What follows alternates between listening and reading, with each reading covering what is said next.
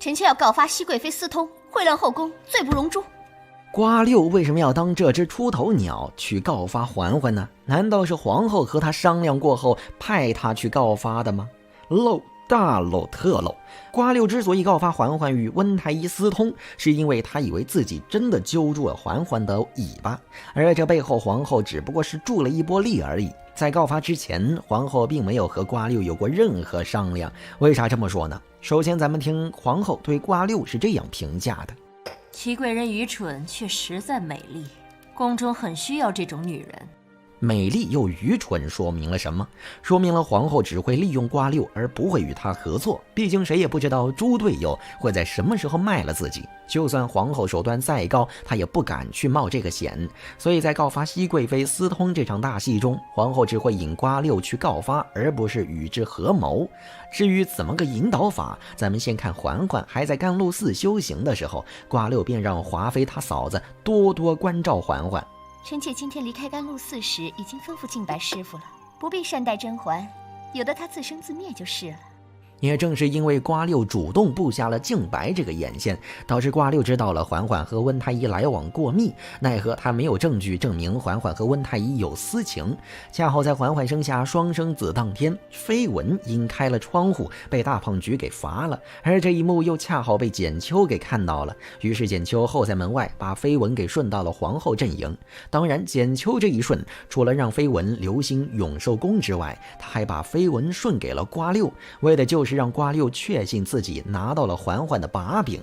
毕竟前边皇后也说了，瓜六蠢钝如猪，只要敬白和绯闻时不时在瓜六耳边吹吹风，瓜六肯定会怀疑嬛嬛和温太医来往过密不简单。再加上瓜六又从死神之女冰儿口中得知，嬛嬛入宫之前温太医曾向嬛嬛表白过，瓜六立刻就信了甄嬛和温太医之间是存在私情的。既有了人证又有了物证，那么还等什么呢？告发！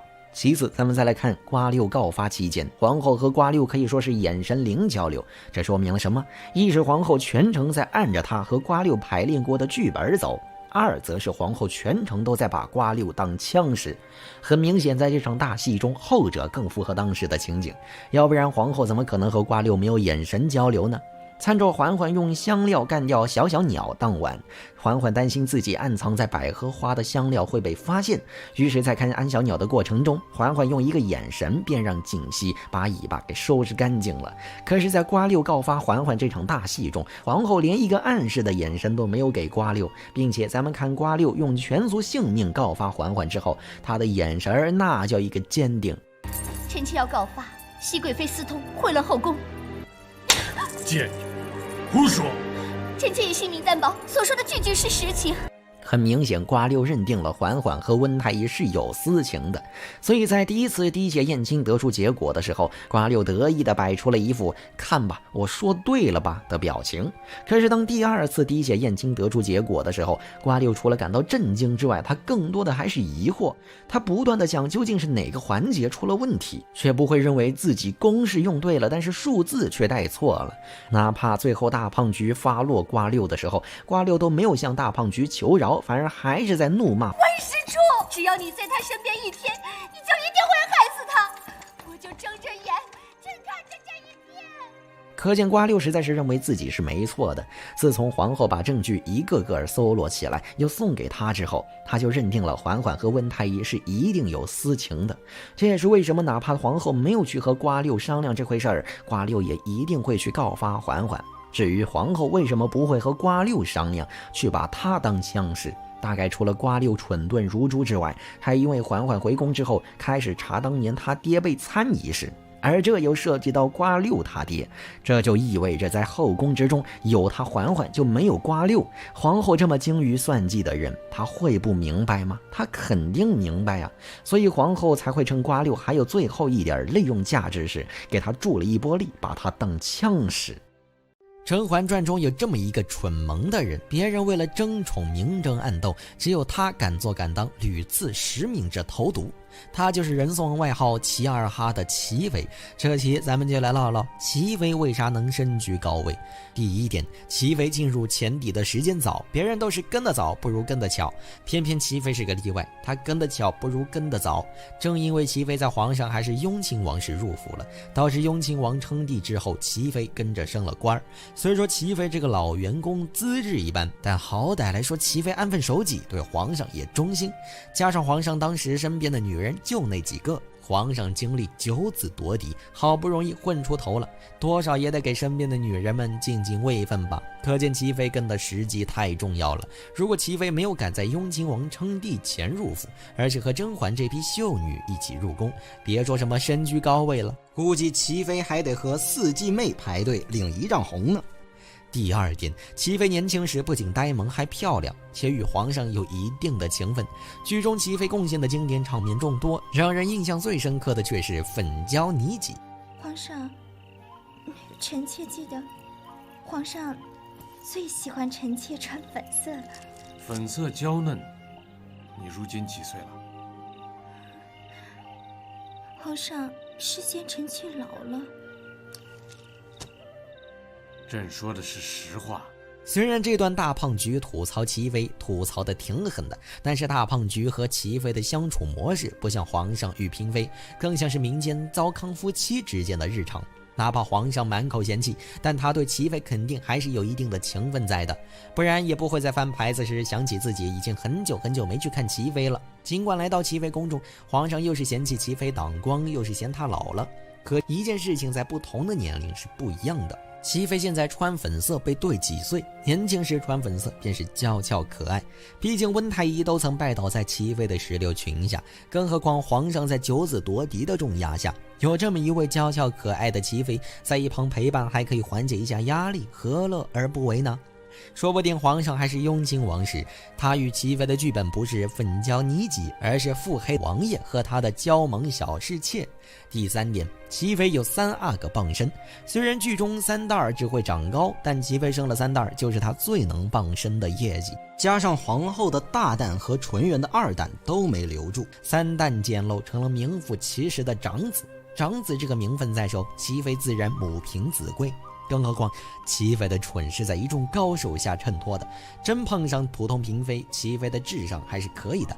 就拿甄嬛用幺蛾子邀宠这档子事儿来说，齐妃的智商是完全在富察贵人之上的。这宫里的女人有得宠的时候，就有失宠的时候。况且她是个嫔妃，我是贵人，娘娘您是妃妃，这2对1，你有什么可怕的？你也会说2对1啊？宫里争宠，人多就能胜吗？听听，在这场长春宫补习班中，齐妃也不是没头脑的嘛，她还是有着清晰的认知的，知道宫斗不是打群架，不是人多就能赢。除此之外，齐妃还十分关心3蛋的学习，她知道3蛋书读不好，就会亲自陪着3蛋学习。虽然剧中没有刻画这种场景，但从齐妃嘴里念到3蛋用功的模样，可见齐妃在3蛋身上花的时间不少。皇上作为一个聪明人，他多多少少也知道齐妃有做到教子。第4点，齐妃多多少少能制衡华妃。别看剧中齐妃总是被华妃对得哑口无言，实际上齐妃也能起到制衡华妃的作用。毕竟皇上最善用制衡术，还在雍亲王府时，皇上便使了这个技能。端妃的1碗安胎药给华妃的孩子端没了，华妃的1碗红花又给端妃的身子划没了。2个拥有军方背景的姐妹就这样彼此折磨，最后成就了皇上。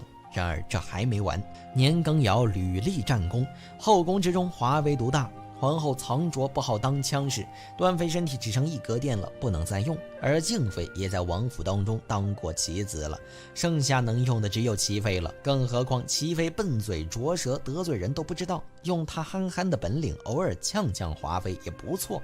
听皇后说，皇上一大早是在婉贵人那儿看到了那些开败了的花儿。我听敬事房说，昨皇上翻的是华妃的牌子，这怎么一大早又在婉贵人那儿了？再说了，后宫女人那点把戏，谁和谁成为一派，谁和谁又是死敌，皇上心里都清楚得很。他最开心的就是这些女人对他上心，所以齐妃加入皇后阵营，顺便帮皇后做那些实名制投毒的事儿，皇上心里也明白个七七八八。只可惜皇上高估了齐妃的智商，他以为齐妃只是单纯战皇后，却不知道皇后竟然能对队友下手。利用齐妃实名制投毒之后，皇后竟然还要抢3旦的抚养权，导致齐妃为了保3旦前程，选择自尽。额娘走了，你要为额娘争气。齐妃此举简直比实名制投毒还蠢。